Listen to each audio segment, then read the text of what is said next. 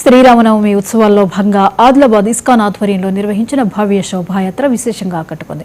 శోభాయాత్రలో గజవాహనంపై శ్రీ సీతారాముల చిత్రపటాలను పట్టణ వీధుల్లో ఊరేగించారు.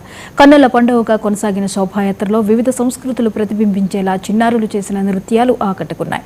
12 ఏళ్లుగా శ్రీ సీతారాముల శోభాయాత్ర నిర్వహిస్తున్నామని ఇస్కాన్ నిర్వాహకులు చెప్పారు.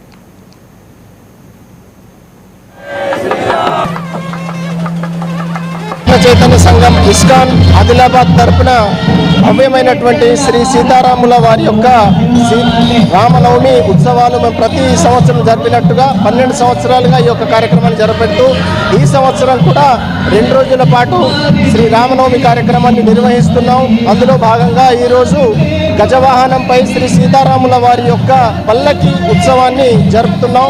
మొత్తం పట్టణంలో ఉన్నటువంటి అన్ని నగర వీధుల్లో ఉన్నటువంటి వీధుల్లో భగవంతుణ్ణి విహరిస్తూ అందరికీ భగవంతుని యొక్క కృపని పొందింపజేయాలనే ఉద్దేశంతో ఈ యొక్క కార్యక్రమాన్ని జరుపుతున్నాం. అలాగే రేపు శ్రీ సీతారాముల వారి యొక్క కళ్యాణాన్ని మధ్యాహ్నం 12 గంటలకు మన ఇస్కాన్ టెంపుల్ రాంపూర్ రోడ్లో నిర్వహించి తలపెట్టాం. ఇటువంటి కార్యక్రమంలో ప్రతి ఒక్కరుగా దీంట్లో పాల్గొని మహాప్రసాద వితరణ కార్యక్రమంలో కూడా పాల్గొని ఈ యొక్క భగవంతుని యొక్క కృపకు పాత్రులు కావాలని దీంట్లో భాగంగా మన ఆదిలాబాద్కు ప్రత్యేకతమైనటువంటి గుస్సాడి వారు చేస్తున్నటువంటి నృత్యం ప్రత్యేక ఆకర్షణగా భగవంతుని యొక్క ప్లెజర్ వారి యొక్క ఆనందార్థం. అలాగే పిల్లలతో భరతనాట్యం అంటే సాంస్కృతిక కార్యక్రమాలు నడి వీడిదిన కూడా నిర్వహిస్తూ అలాగే మన మాతాజీలు ప్రభుజీలు కూడా కీర్తన చేస్తూ భజన చేస్తూ భగవంతుని యొక్క ప్రీత్యర్థం ఈ యొక్క కార్యక్రమాన్ని నిర్వహిస్తున్నాం.